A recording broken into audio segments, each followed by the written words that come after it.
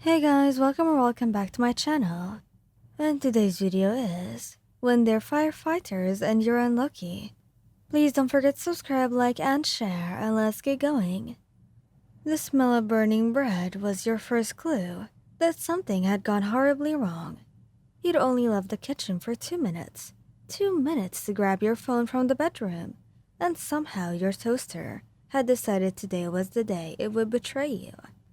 Flames licked up from the appliance, catching on the curtains above the counter with terrifying speed. What? No! You grabbed the fire extinguisher from under the sink, your hand shaking as you yanked the pan and squeezed the handle. White foam sprayed everywhere, the counter, the floor, your favorite sweater. But the flames on the curtain were already climbing towards the ceiling.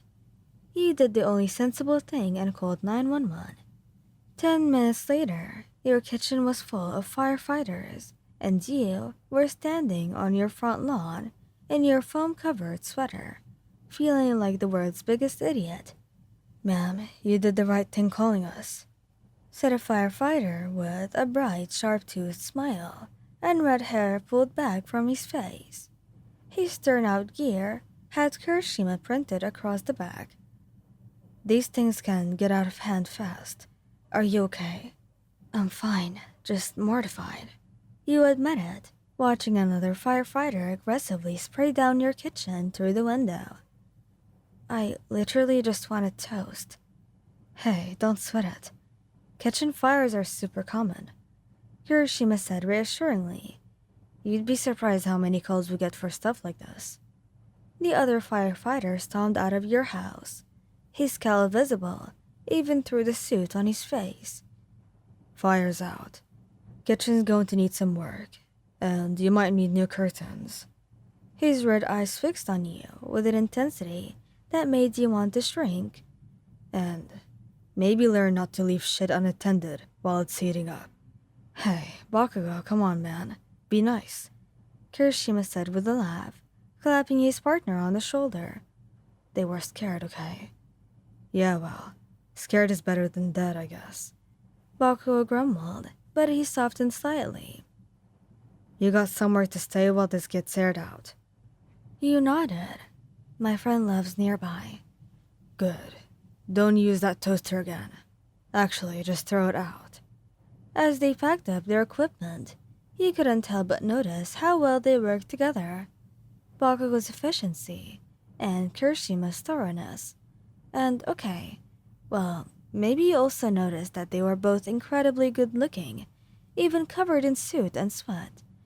But that was completely irrelevant to the situation. 3 weeks later, you'd almost forgotten about the toaster incident. Your kitchen was prepared, and you'd brought new curtains, far away from any appliances this time, and you'd sworn off toast entirely. You were having a relaxing evening with scented candles and a book when your cat decided to park her across your shelf. His tail caught the candle, which tipped over onto a stack of magazines, which immediately went up in flames. "Whiskers!" The cat yelled and dove under the couch while he frantically tried to smother the flames with a throw pillow. Bad idea. That pillow caught fire too. You called 911 again, already preparing yourself about how you weren't a serial arsonist. The same fire truck pulled up, and the same 2 firefighters climbed out. Bakugo took one look at you, standing in your doorway, and groaned. "You've got to be kidding me." "I swear I'm not doing this on purpose," he said desperately. Kirishima's expression was somewhere between concerned and amused. "Same house as last time, Bakugo." "Yeah, I can see that. Where's the fire?" "Living room. It was a candle. My cat knocked it over." "Of course it was," he muttered, but he was already moving with practiced efficiency. Kirishima stayed with you on the porch. "You know, when I said kitchen fires were common, I didn't mean you should try for a collection of different rooms. Despite everything, you laughed. Well, I have terrible luck. Always have. Clearly.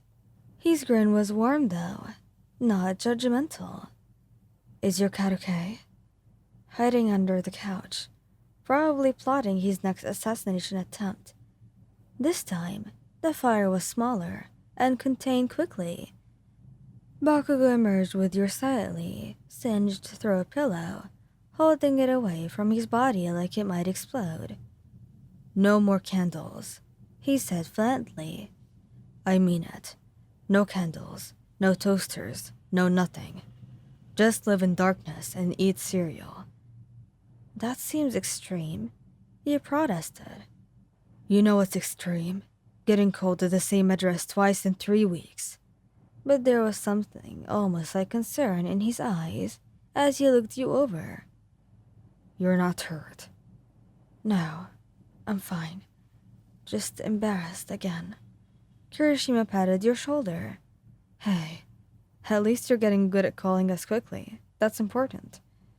As they left, he heard Bakugo mutter to his partner. $10 says we're back here within a month. Dude, that's not nice. It's not about being nice. It's about statistics. He really, really hoped that they were wrong. They were not wrong. 2.5 weeks later, your bedroom outlet sparked, smoked, and burst into flames while you were blow-drying your hair. You didn't even hesitate this time, just grabbed your phone, your cat, and ran outside to make the call.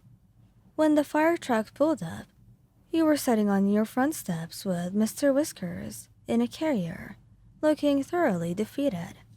Bakugo jumped down from the truck and pointed at you. I called it. Kirishima owes me $10. Really not the time, man, Kirishima said, but he was fighting a smile as he approached you. Let me guess. You looked at an appliance wrong and it burst into flames. Outlet in the bedroom. You said miserably. I think my house is cursed. Your house isn't cursed.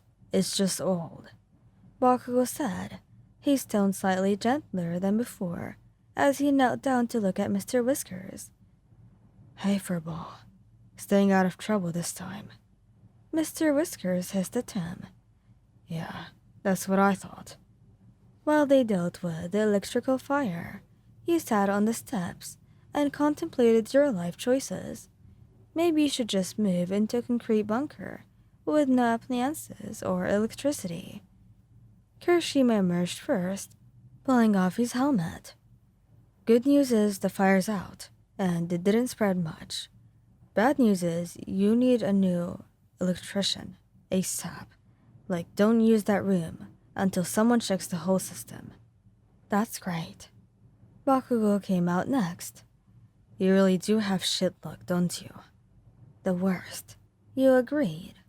Something in your tone must have gotten to him. Look, you got insurance. Yeah. Good. Use it. Get this place inspected top to bottom before something worse happens. And maybe stay somewhere else for a few days.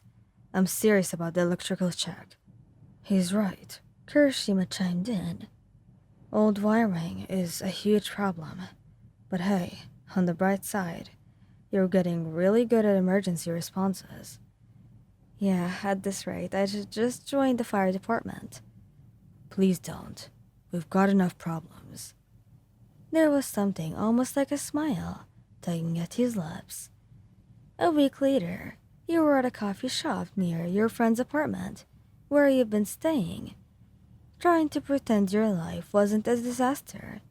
You just got in your latte when a familiar voice said, well, if it wasn't for our favorite fire hazard.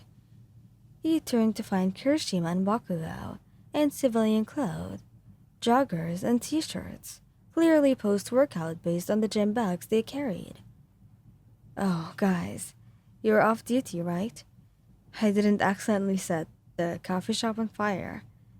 Kirishima laughed. No fires detected. We're just grabbing coffee before heading home. Sit with us, Bakugo said. It wasn't really a question, but it wasn't quite a command either. We should probably exchange numbers anyway, since you're apparently determined to burn down every building you enter. That's not... Okay, well, that's a bit fair. You admit it. You ended up sitting with them for over an hour, talking and laughing more easily than you'd expected. When you finally parted ways, you had both their numbers in your phone, with strict instructions to call if anything even slightly smoke-related happened. As you watched them walk away, arguing about something sports-related, you realized that you were smiling. Maybe your terrible luck wasn't entirely terrible after all. Thank you guys for listening. If you liked this video, please don't forget to subscribe, like, and share, and goodbye!